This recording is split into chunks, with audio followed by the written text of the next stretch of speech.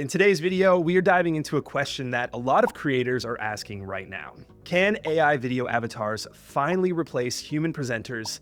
Now, a quick shout out to Ben, head of product at a fast-growing SaaS company, who sent in this question.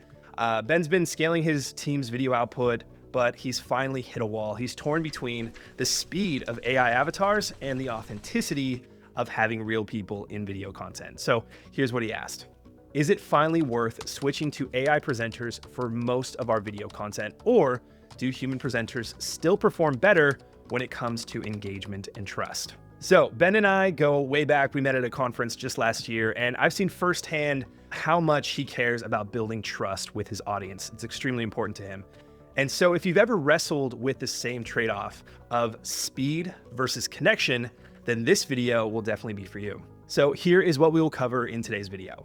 When AI avatars shine and when they flop, the science behind why humans still convert better, and a cost and speed breakdown that just might surprise you. Let's dive in. What are AI video avatars and why are they so popular? Now, AI avatars are digital presenters. With platforms like Synthesia or HeyGen, you just write a script, pick a face, and then generate a video. It's fast, it's clean, and it looks pretty real. And now voice cloning is a thing too. So 11 Labs lets you clone your own voice or someone else's and pair it with any video avatar. Hi, I'm Marissa, and this is my real voice, and this is my voice clone made with 11 Labs. So that's super powerful, and honestly, it's a little scary. Now, what these tools are great for is speed. There's no cameras, there's no actors, there's no lighting, it's all done beforehand. But we're gonna be honest here, looking human isn't the same as feeling human.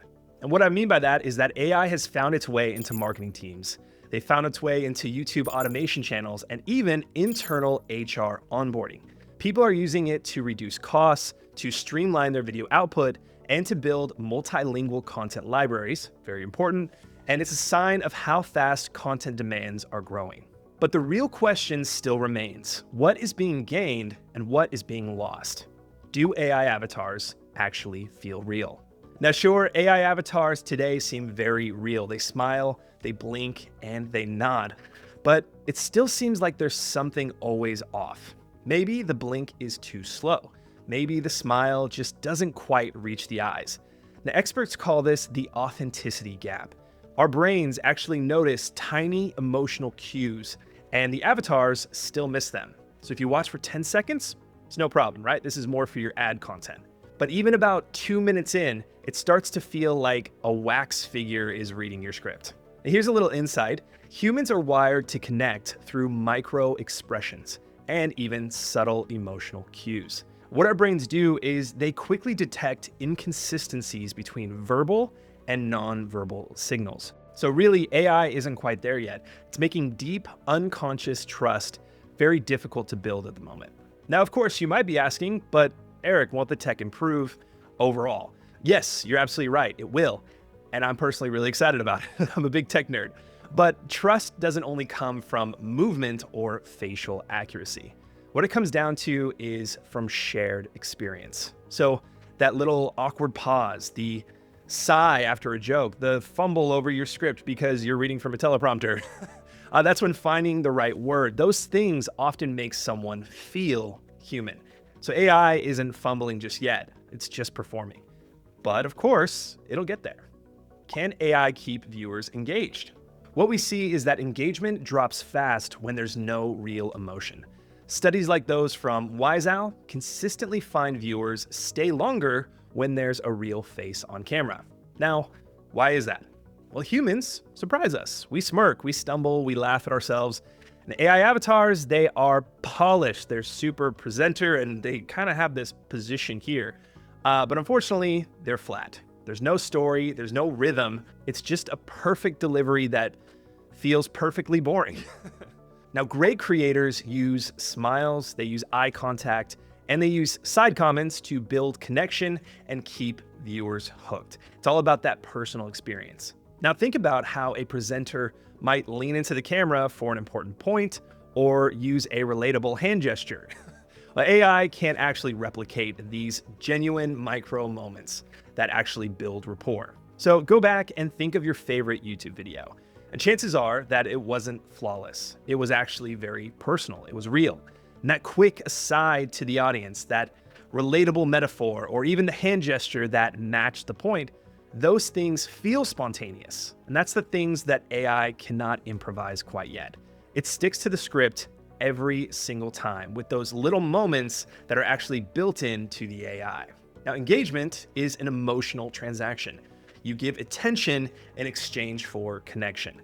And AI still struggles to hold up its end of the deal. Now, the question is, would you trust an AI avatar to sell you something? So imagine you land on a $500 course sales page and an AI avatar pops up to pitch the product.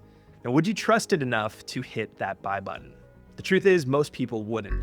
Now, recent surveys show that when the stakes are high, especially either emotional or even financial, then we still want a real human in front of us. Real customers want to buy from real people. But why is that? Again, it's because humans want to connect. What we do is we tell stories, we share struggles. We say, yeah, I've been there too. And unfortunately, AI can't do that quite yet. It's mimicking a human, but it's not being one. It's actually called the pratfall effect. And people tend to trust others more when they show a tiny flaw, like a nervous laugh or a stutter or something on screen that you just can't even do. This makes someone feel real and actually makes them create a real experience. So an avatar might be perfect, but what it is it's too perfect to trust. So that's why influencers, coaches, and even course creators still outperform bots when it comes to sales. Even if the AI gets the tone and even the timing right, it still can't smile or smirk or pause and say, hey, well, that is a really good question. And it can't drop its pen yet. I don't know. AI can't do that quite yet. Now, another question we get asked often is AI really cheaper and faster? The AI avatars actually seem very cheap at first, and on page they really do, but wait till you hit the editing stage. Then you pay for other avatars, or longer videos, or even that voice cloning. And what about fixes? What if the tone is wrong, or the lips don't sync up to what is being said? What you do is you tweak the content and you re-render, and then you wait. And then you tweak again and you re-render and you wait. And then we're not even to the post-production yet of adding music and transitions and captions. It's all still on you. This is just for the presenter side of it. Now, meanwhile, a skilled human presenter can record 5 solid videos before breakfast, before lunch, often with minimal redos if they are prepared or professional. Now, here's a quick pricing tip.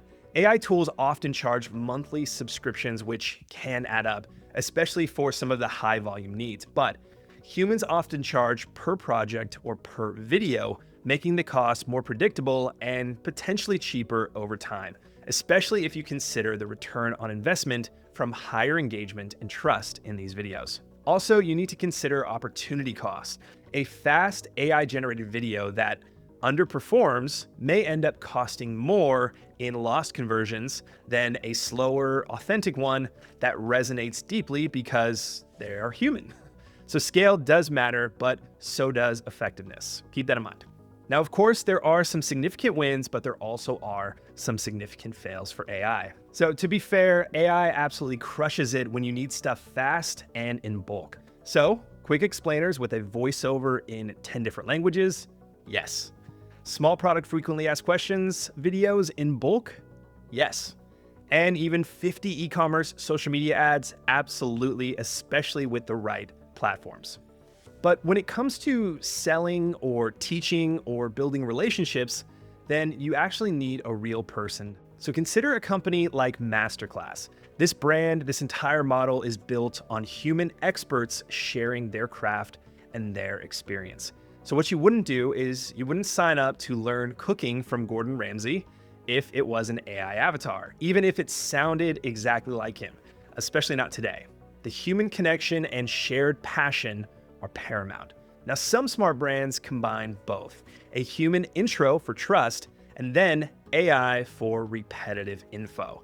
It works if you balance it right. And actually on that, another hybrid approach is having the founder appear in a short opener and then transitioning into an AI avatar for policy content or even walkthroughs. Now, this gives the brand a consistent face while still saving time on the AI. So when it comes to our professional opinion on this topic, you really need to ask yourself, would you trust a robot to sell your own product or service? And this is totally up to you.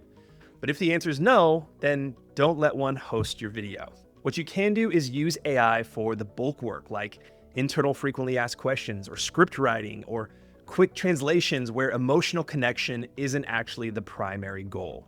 Then you can use humans for brand moments like sales or teaching or building those communities, or even thought leadership. That's very, very popular when it comes to using humans. But of course, you always test, you measure, and you ask your audience what feels best. A/B test an AI versus human video to see the actual real engagement, and you will know whether it's working for you today. Now, it's a little cheesy, and I like to say it because you got to use AI like salt. Just sprinkle it. You don't serve it as the main dish. Unless you're looking for that sort of very painful response from your audience, then by all means, serve up the salt. Such a good joke, yeah. Sometimes we actually advise clients to start with AI just to test volume and then switch to human once they validate what is working, what sort of messaging. It's kind of like prototyping. So AI can actually help you iterate quickly, but it shouldn't be your final form. It's meant to assist you in your content creation process. So the final verdict, who wins, AI or human? Well, it depends on the job. If you need 100 videos translated into 12 languages by Friday, then absolutely go AI. But if you need to earn trust and close a sale, then go human. That's our opinion. So until AI can build trust and tell stories and connect like we do, then real people and real presenters will win in video content.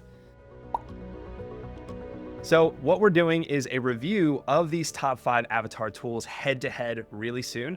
So what we're going to do is a detailed breakdown on costs, on the customization, the realism, and where each tool actually excels or fails when it comes to your video content. So if you want to check that out, just hit the subscribe button and you should see that video real soon. Otherwise, just reach out to us at videorep.co and we will see you in the next one.